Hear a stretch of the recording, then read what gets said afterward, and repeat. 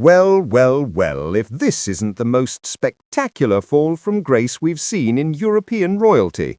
King Frederik's popularity has absolutely nosedived, and the Danish people are doing something truly extraordinary. They're openly wishing for Queen Margarita to come back.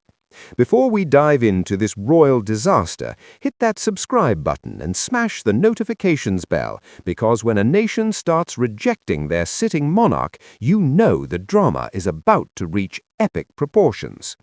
Let's talk numbers, because they don't lie. Frederik's approval ratings have crashed harder than a dodgy cryptocurrency scheme. Recent polls show his popularity has plummeted to levels that would make any monarch break out in a cold sweat. We're talking about a king who's barely been on the throne for a year, and already a significant portion of the Danish population is expressing buyer's remorse. That's not just bad, that's catastrophic. Here's where it gets absolutely wild. People are actually saying they want Margarita back. Queen Margrethe, who abdicated in January 2024 after 52 years on the throne, is being openly mourned like Denmark lost its favorite grandmother. Social media is flooded with comments like, "We want Margarita back," and "Can we have a do-over on this whole succession thing?" The woman literally gave up the throne, and people are begging for her return. That's how badly Frederik has messed this up. Think about what that means. Denmark had a beloved, scandal-free monarch who represented stability, dignity, and tradition. Then she abdicated and handed the crown to her son, who was already embroiled in the Madrid scandal. Within months, the contrast became painfully obvious.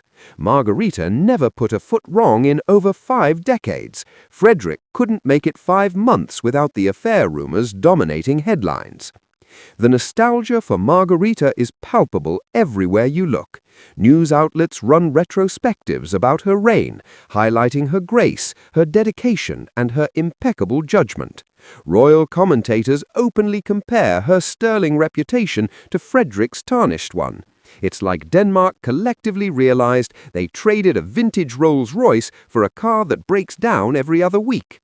The Madrid scandal is the gift that keeps on giving, at least for tabloids and royal watchers. For Frederik, it's an absolute nightmare that refuses to end. Every time he thinks the story might be dying down, something happens to resurrect it. The lawsuit, the court ruling, new insider revelations. It's a vicious cycle of negative publicity, and his popularity takes another hit with each new development. What's particularly damaging is how this scandal has undermined Frederik's authority as king. How can you respect and follow a monarch who can't even remain faithful to his wife? How can you trust his judgment when he made such spectacularly poor decisions in Madrid? These are questions Danish citizens are asking, and they're not finding satisfactory answers. The institution of monarchy relies heavily on public respect and trust. Without those elements, you're just an expensive figurehead that taxpayers are funding. And right now, many Danes are questioning whether Frederik is worth the investment. The comparison to Margarita is particularly brutal because she set such an impossibly high standard. She was intelligent, cultured, artistic, and conducted herself with absolute propriety. She modernized the monarchy while maintaining its dignity. She was exactly what a constitutional monarch should be. Frederik, on the other hand, is now primarily known for getting caught in a compromising situation with a Mexican socialite. That's his legacy, barely 1 year into his reign.